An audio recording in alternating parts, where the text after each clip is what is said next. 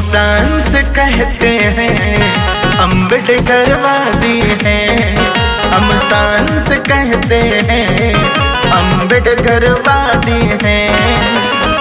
बाबा साहब भीमराव हम दिया आजादी है। बाबा साहब भीमराव हम दिया आजादी है। हम शान से कहते हैं अम्बेडकरवादी हैं। हम शान से कहते हैं अम्बेडकरवादी हैं।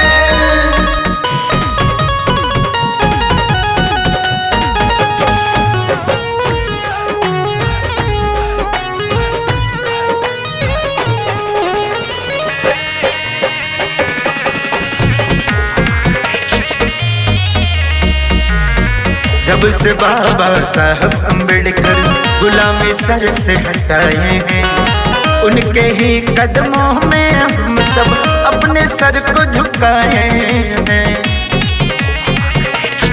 जब से बाबा साहब अम्बेडकर गुलामी सर से हटाए हैं, उनके ही कदमों में हम सब अपने सर को झुकाए हैं। अब नहीं गुलामी सहेंगे सबको बताती है। अब नहीं गुलामी सहेंगे सबको बताती है। हम शान से कहते हैं अम्बेडकरवादी हैं। हम शान से कहते हैं अम्बेडकरवादी हैं। हम शान से कहते हैं अम्बेडकरवादी हैं।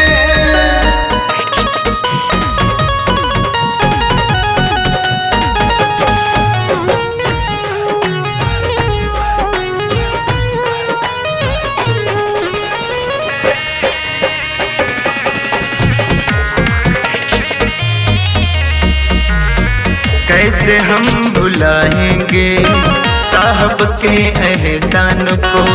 जीवन हम सबका है बनाया लिख कर के संविधान को। कैसे हम भुलाएंगे साहब के एहसान को। जीवन हम सबका है बनाया लिख कर के संविधान को। सारी दुनिया में हम सबका सम्मान बढ़ाती है। सारी दुनिया में हम सबका सम्मान बढ़ाते हैं। हम शान से कहते हैं अम्बेडकरवादी हैं।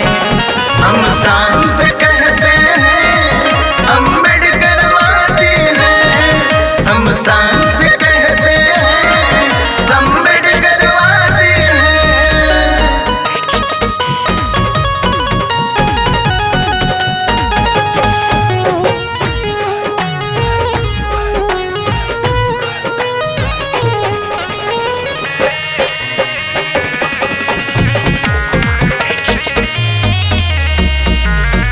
बाबा साहब के विचारों को सबको बताएंगे।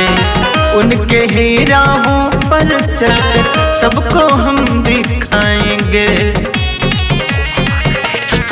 बाबा साहब के विचारों को सबको बताएंगे। उनके ही राहों पर चलकर सबको हम दिखाएंगे।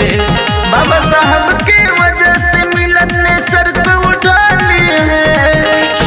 बाबा साहब के वजह से मिलन ने सर को उठा ली है। हम शान से कहते हैं अम्बेडकरवादी हैं। हम शान